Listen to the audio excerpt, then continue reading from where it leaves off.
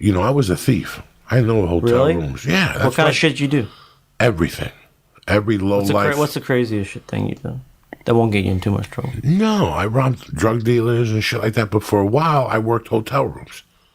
They're very easy. Now I can't do it. Now you can't do it. But back in the day, I would just wait. I would just wait for a hotel. I would go to a hotel dressed up in a fucking suit with a Wall Street Journal. Like I was going to meet a friend there, and I'd say, what time does I'd contact, and then when they weren't looking, I'd slip in and go up to the third floor. I'm the type of guy in those days that I would watch a maid, and a lot of maids would put the keys in the door and leave the keys in the door and go in the fucking hotel room. Because I leave all my shit in the hotel. People, it's got to be a gold mine there, right? No. Listen, in hotels, rule number one, nobody goes in my room. You don't need to clean my room, dog. Which is what? Do not disturb all times? All the time. That's not really a deterrent for a thief, though. No. But why have people eyes knowing what you have that aren't supposed to know? That's how it's done. I worked security at the Crestwood when I was a kid at 19, and you have no idea. And I was the bad one. What's the Crestwood? The Crestwood was a hotel in Snowmass Village, and I was security. There was two of us from 5 to 1. We had to walk around and drive people to the airport and pick them up and shit like that. And there was another guy that was there. The guy that got me the job was a bigger thief than I was. He was scamming it from two ways. He would watch you coming in. He knew you put money in the safe at the fucking hotel. So he would watch when you went skiing, and he'd get the key from No. You don't trust nobody.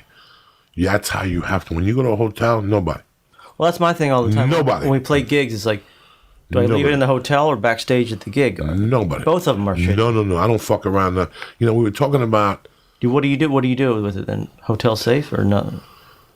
I take everything with me. Just keep it. Listen, you want to steal my fucking computer from 10 years ago that I want to throw out a window every 2 weeks? Go ahead, take it. There ain't no nude pictures in there. There ain't dick in there. In fact, I got 2 Gmail accounts for the podcast, and they're different computers. My house computer gets different emails than the Gmail on the road. I'll go on the road. Like now, I haven't been on the road for 3 weeks. I open up that fucking computer. There's 2,000 emails. It's the weirdest fucking thing. So you could rob, what are you going to rob, my clothes? My iPod is one of those portable iPods. I buy those cheap ones so they fall on planes. With the circle thing? Yeah. The speakers, you could take those little fucking earpods. So anything important you keep on you? Yeah. Your Gitas, your credit card, your fucking license, and your phone. You keep on you. What else do you want to have on you? You got a ring and a chain, you put it on. You go to the gym, you take it out, and you put it in a... I try to not take anything too nice with me. Well, my thing is, too, is it's harder for musicians as the instruments. So what makes a lot I've done things, Wheeler, that I can't believe I got away with. That this can't really be happening. Like when I was out there robbing, you can't be this. Like I was writing a joke the other day. Like, I wasn't really a thief. But if you're going to be that stupid, I had to rob you. Like, if you're going to be that stupid, I got to rob you. Give me an example. I'm fascinated by this. I was in a supermarket once. I was fucking flat broke with my ex-wife. It was a Friday in Aspen. And we probably have $22 for the weekend. We're buying like cold cuts and tuna fish and sodas. We were staying at a hotel on Main Street across from the In-N-Out sandwich shop. This is not In-N-Out burgers. This is fucking In-N-Out burgers wasn't even a thought. And I'm in this fucking supermarket, and I see this fucking lady going through the products, reading the caloric intake, and shit you don't need to fucking know. Just grab the fucking product. With her purse on the place where you put produce, and an envelope sticking out. And I just timed it. It's just like a fighter. When you're a thief, you just time.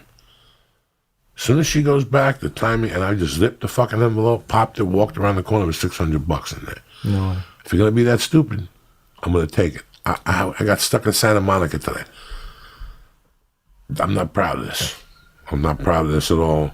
And this will answer a lot of questions for the people on the podcast. There was a time I would walk into fucking Toys R Us with my 4-year-old daughter at the time.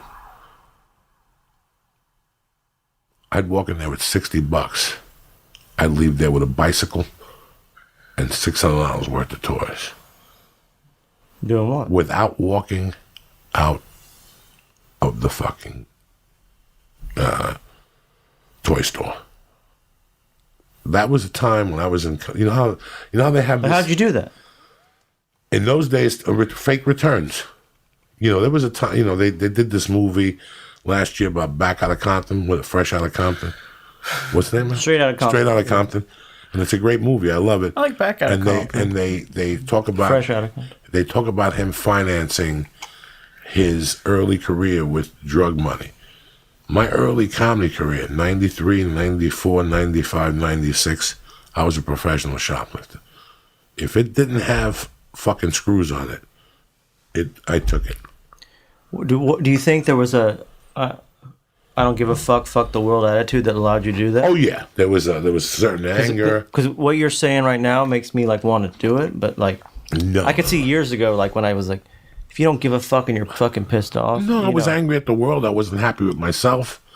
You know, I had a low fucking esteem of myself. I didn't really give a fuck. I was getting into comedy. I'd been divorced. I'd already been to prison. I had nothing to lose anymore. I remember one day I go to pick up my daughter, and it's Christmas Day. And I got $20. I got toys for her. That was the easy thing. But now I had to get decorations. So I fucking took like Christmas decorations and duct taped them to the wall and a bunch of fucking Christmas things. And I gotta go get a tree. And I'll never forget this. I went to the Kmart. And next to the Kmart, there was a tree lot. And as I walk up, you're not gonna believe this. There's an envelope and it says, pick a tree and put the money and checks in the fucking thing. I reached my hand in there, $200-300. Who knows? That's how I ate dinner that fucking. You know, I went back 8 months later and gave the guy the money. Seriously? Yeah.